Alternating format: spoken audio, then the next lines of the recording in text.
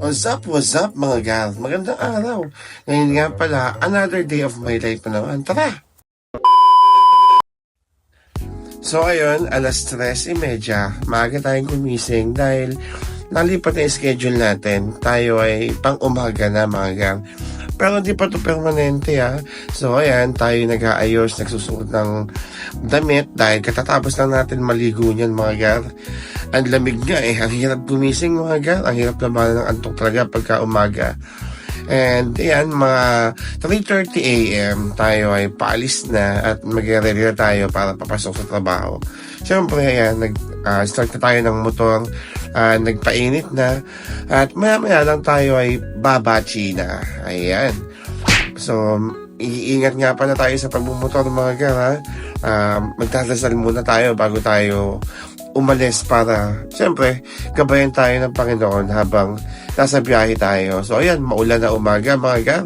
At 4:16 ng umaga, nakating tayo sa Tondo para sunduin yung ating boss. Bali, may sideline nga pala tayo dito, mga gal. Meron tayong hinahatid at sundo. Pandagdag din, sayang. At maya alis na kami.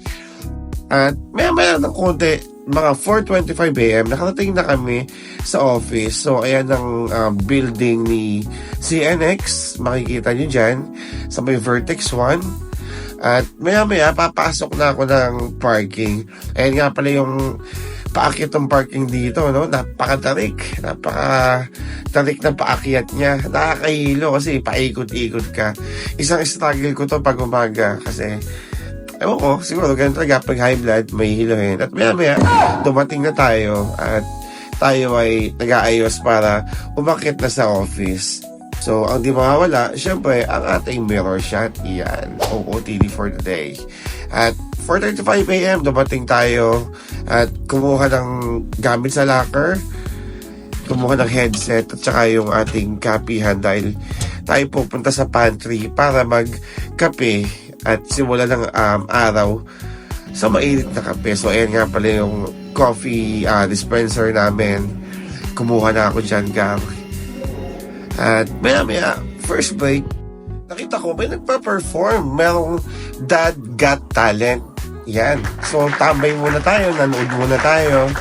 At guys, nga pala, no, pasensya na sa boses ko, medyo may sipon tayo.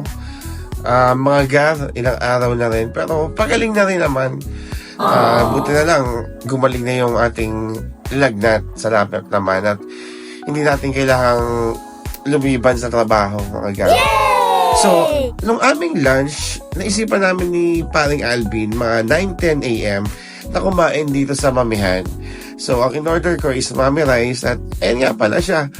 Ang kalamansi niya parang dalandan at lalaki. And after eto, tamang higa muna kami dito sa sleeping quarters. Ayan, nga pala itsura ng sleeping quarters namin dito.